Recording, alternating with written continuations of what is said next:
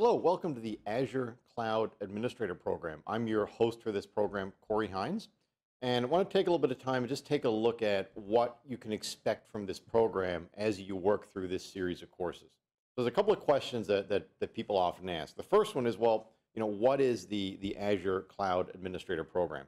Well, it's a set of courses that enable you to transition from being a data center administrator to being an administrator of cloud resources, specifically Azure cloud resources.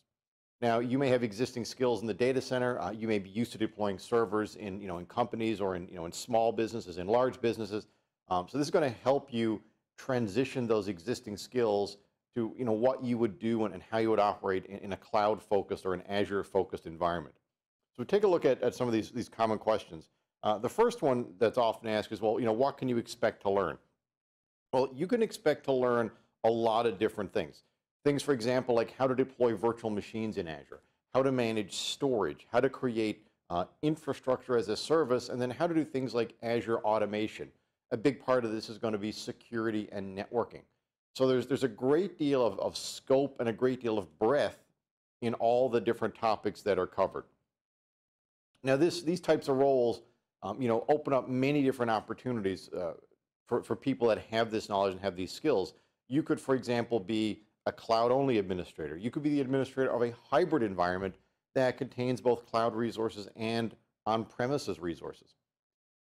The next common question is, well, what type of person is this really applied for? Well, this type of learning is, it's not for everybody, in all honesty, but if you're the type of person that can dedicate 2 to 3 hours a week over the course of 4 to 6 weeks, then you can complete this training.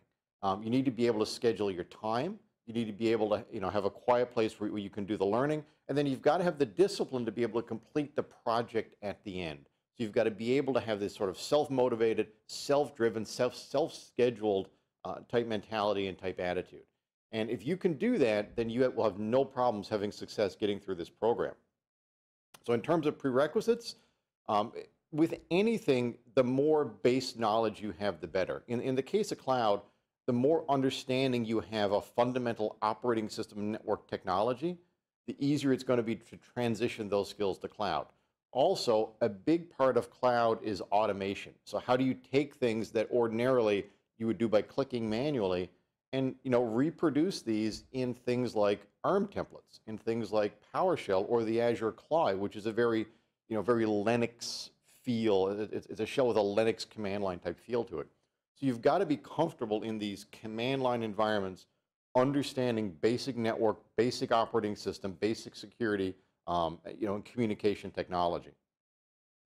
And then finally, the big question that a lot of people ask is, well, how long is this going to take? Well, 2 to 6 hours per week, anywhere from 3, maybe 4 to 6 weeks, depending on the time you can dedicate.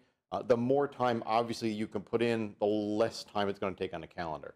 But in terms of hours, anywhere from 2 to 4 hours a week, and then at a minimum 3 to 4 weeks, maybe a little bit longer.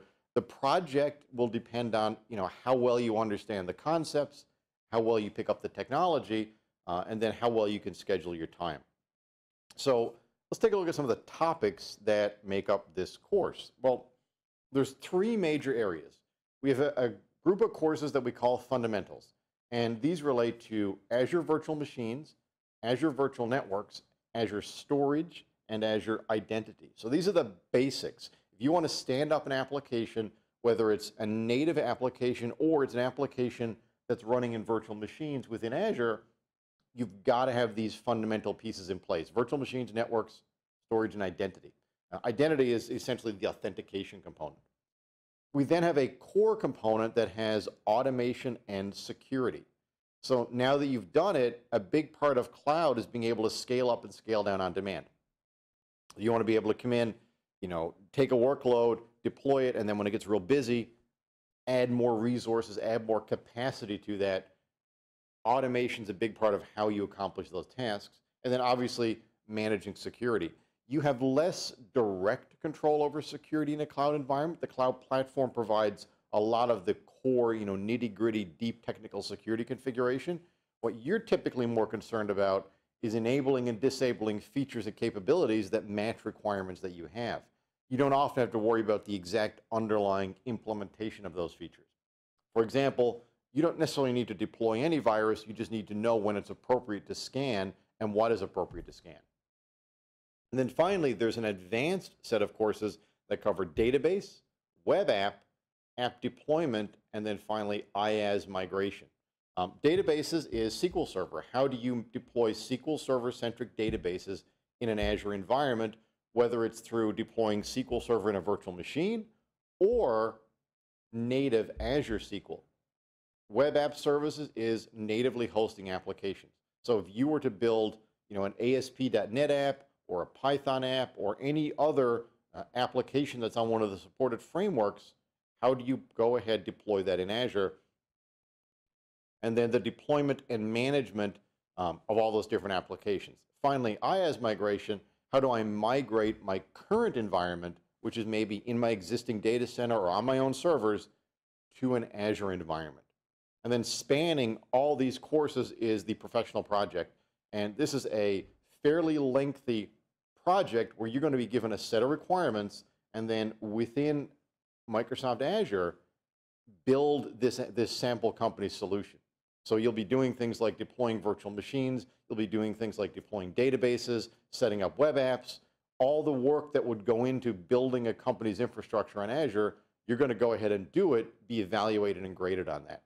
And so that's a look at the course as a whole. We'll now start digging into some of the different pieces and get right into the topic.